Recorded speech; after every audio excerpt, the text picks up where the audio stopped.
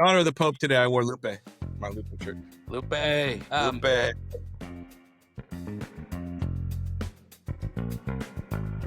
Ladies and gentlemen, people of the planet Orc and our 22 followers. Nanu. All of 6 will probably watch this, but 2 of those 6, welcome to the Dad Religion Podcast. I'm Jason. That And is Jim. those two will probably watch for more than 10 minutes. So cheers to y'all. Happy Sunday. And it's probably my family. All good. Probably my family. I love you, family. How's it going, brother? Doing well, man. How you doing? How was your week? It was all right, man. I'm getting ready to go to Boston for a few days next week. Got inventory at work, trying to get that done. Just doing my thing. How about you? Just work and stuff, Sophie's graduating on Tuesday in Long Beach, so just trying to get things done so we can get up there. And Congratulations, Sophie. A lot of hard work. That's a big accomplishment. She crushed it. She did really, really well. And it wasn't easy for her. She had a couple of months that were like tough. She had a psychological breakdown and bad breakup and all kinds of shit. But she rallied, man. She rallied and came back strong. She might even get a 4.0 in her last semester. Thanks, Marty Pants. That's your dialing semester right there. Yeah, my niece just graduated at NAU. My niece Mia, and she's going back for her master's for 2 years. Yeah. She graduated with a bachelor's of science in communication sciences and disorders and a minor in disability studies. Get down. And then she's going for her master's of science in clinical speech and language pathology. That's awesome. That sounds kind of close to what Sophia is going to go on to do. She's going on to occupational therapy, which is, I think, working with developmentally disabled kids to help them learn to do things like eat and talk and do those kinds of things. Congratulations to both of them. Yes. Not only are they doing well, but they're doing good. Yeah, it's wild, man. Time flies. My daughter's going into high school, which is like, what? High school? I know, dude. I was picking her up yesterday from a trip for her orchestra. And I was picking her up and I'm like, you used to sing with me in the car. And she's like, Dad, I'm 14. I don't do that anymore. I'm like, oh my God, I wish you did. They'll sing with you again someday. Yeah. It'll come back. I mean, she still sings with me, but she doesn't make up her own songs like I do. There was a period of time, Jason, probably when our daughters were just about the ages that your daughters are. How big of a gap is there between Maddie and Marley? 5 years? Like 5 years, just over 5 years. So I think Sophie and Bella are just under 5 years, right? And there was a period of time when they would be in her bedroom and Bella would have the guitar out and she would be picking through Taylor Swift songs, trying to figure out the chords, and we can listen to them. We would turn the TV off literally because both of them can sing pretty well. At the time, Bella was just chopping through the guitar, but she's gotten better. But they would start putting these songs together, and within like 15 minutes, they were singing with harmony in the bedroom. And Christine and I are just sitting on the couch with our wine, with the TV off, just listening to them because it was freaking rad. But they stopped doing that probably about a year after that. That was only about a year of our lives. But today they will, if a song comes on and it was one of those that they used to do, they will jump right into harmony. Yeah, I think my daughter's at the age of embarrassment now. She gets embarrassed. I try my best to oblige. I'm an instigator. Sorry. I apologize. It's just You're a pot stirrer. Your sisters say that you like to stir the pot, and I get that. I'm like, I am a cook. Yes, this is true. And I don't like to stir the pot. I just like to have fun. Nothing wrong with that. So, we got a new Pope. Leo sounds gangster. Yeah, from Chicago. Granted, he was born here, raised here, but he's been gone for 30 years, I think. He's lived overseas for the last 30 years. Peru, yeah. I think, right? Is it Peru or Chile? He was in Peru for for 20 years. I think he was in Peru, and then he was at the Vatican for another like 15 or something. I didn't go down the rabbit hole quite enough. Couldn't get past all the Chicago Pope meetings. Now, I got a question. So when the Pope would come over to America, he would still speak in Italian or whatever his tongue was. Talking about any of the popes beforehand. Any of the Pope. Okay. So now, will the Pope speak in English when he's over there at all? I don't understand. ritual? Why it would be any different? I think the official language of the Vatican is still Latin. Spanish is probably his easier language after all of this time. When he came out on the dais after being announced, he spoke in Italian, he spoke in Spanish, he didn't speak in English. You know, I'm sure there was a reason for that, but I don't know. So when I saw Pope John Paul II when I was in high school and he came out to California, he Pope on spoke dope in, tour. what was that? Pope on dope tour. Pope on Dope toured. He was a pop star, man. He was a rock star. And then when I go back and watch it now, it was very boring. But he did have some guy come out and play the guitar with just his feet, and that was pretty amazing. Like he came out on stage, the dude got no arms, and he's just got the guitar out by his feet, and he's playing, you know, with the left foot, he's playing the chords up on the neck, and with the right foot, he's strumming. He's got, I don't know if he had a pick. He was probably just like had a long toenail or something, and was just hitting it. But dude, I know, right? This is a bad image. But the dude, like, he played like two songs or something, and the Pope walked over to him and he collapsed at the Pope's feet, like without any arms because he didn't have. He's boom right on his face. Sorry, it's cruel sounded, but that's exactly what happened. But your question was, what language did he speak? He addressed us first in English because it was a simulcast, and probably spoke about 2 or 3 minutes in broken. And then I think he addressed people in Spanish because it was The reason I want to go back just a few seconds. The Pope on the dope tour is owed to my my wonderful father-in-law Jeff. But yeah, I thought it was interesting. I didn't know. I seen a lot of people getting upset because he did not address in English, and he's American. And wow, how I just thought, uncharacteristic of fragile Americans to anyways, back to the Pope. Pope. Yeah, so to me, In honor of the Pope today, I wore Lupe, my Lupe shirt. Lupe. Lupe. It's going to be interesting how this is going to turn out. You know, I mean, when he comes over here to tour, obviously it's going to be huge. I wouldn't expect that to happen, Jason, for a couple years. The Pope plans things out well in advance. Either way. He may literally wait for Trump to be gone just to not have a conflict. There's already this tension. Anyways, no Uh, politics. no. Burn some sage real quick. He seems decent, right? I mean, so far, I mean, I don't. He seems all right. Yeah, he It it seems like the Cardinals, the College of Cardinals, just kind of decided to stay in the track that they were in for the most part, at least in terms of like doctrine and right. Like that was the whole thing about Francis. He presented kind of as a liberal, but doctrinally not a whole lot changed. But the attitude, you know, some Protestant churches are like non affirming and non accepting of LGBTQ, and then some are accepting, but they still say it's a sin, but we're all sinners, and who's to judge? And then the others are affirming, where they're like, all right, so those verses in the Bible are really kind of taken out of context, and you just are who you are, and God loves everybody, right? So I think what Francis kind of did was slide the Catholic Church from the not accepting more into the accepting with some caveats and rules. You know, he didn't change any of the doctrine. He started blessing divorced people and saying that as an individual you can bless a gay couple without necessarily blessing their marriage, I guess, if that's, you know, still doctrinally not right in the church. So like they found this, I mean, it's kind of wishy-washy, this middle of the road kind of a thing.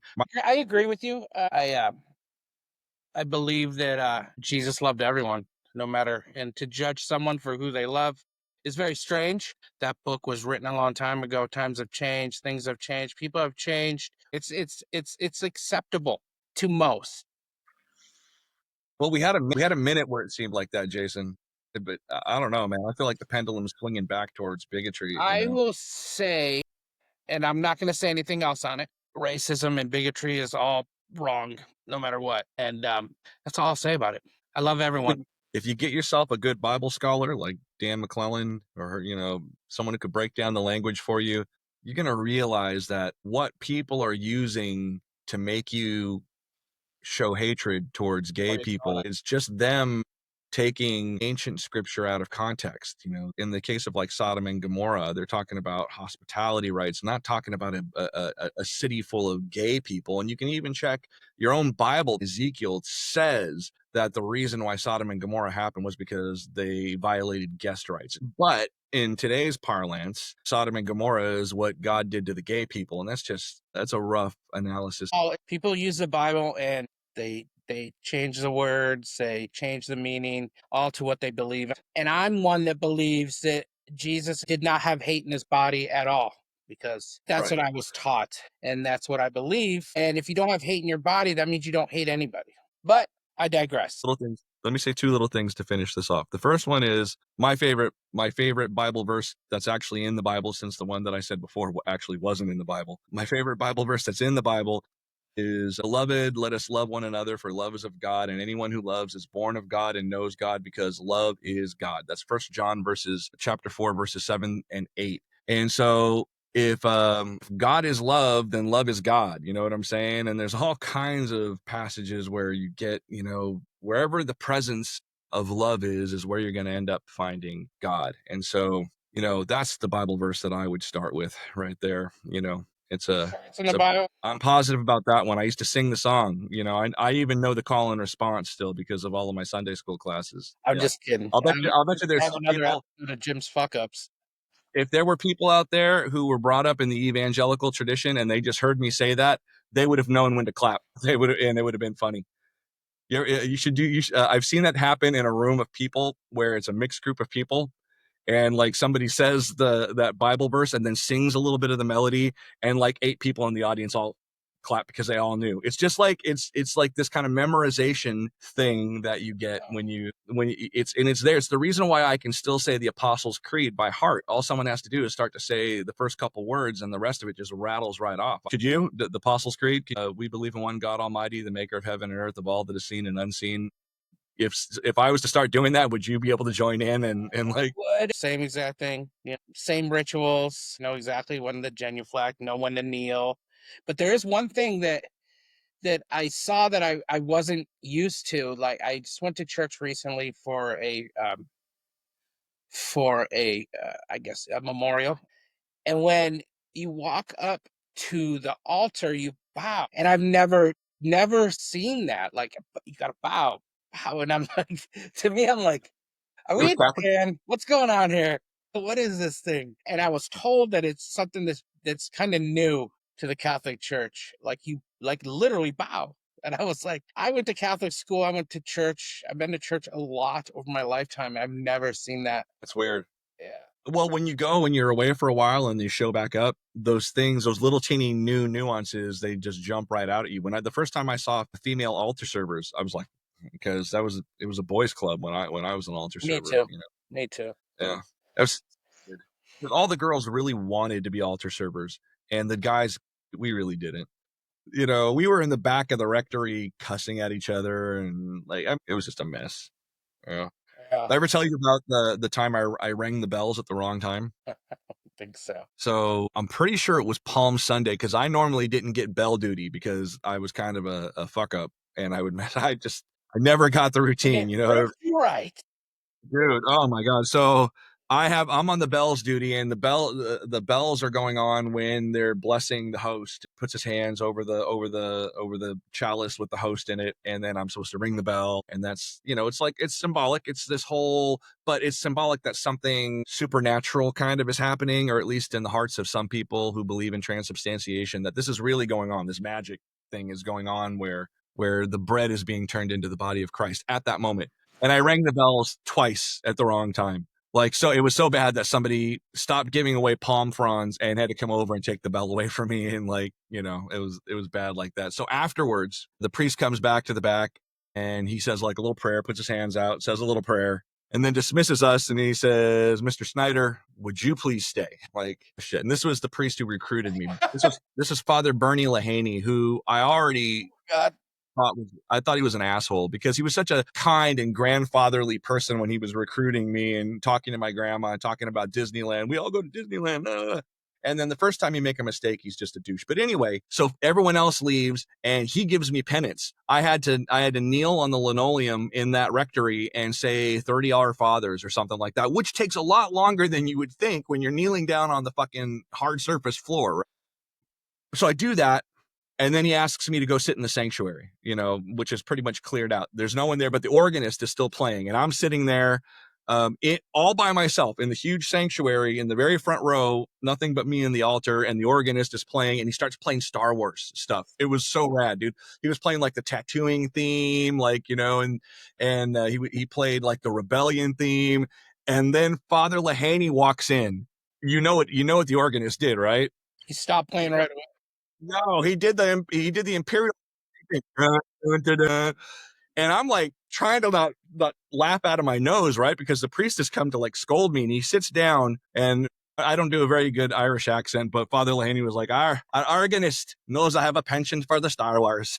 Right. And I'm like, so that kind of brought down the mood a little bit, right? He didn't realize that he was the villain, that the organist was actually trolling him with that song.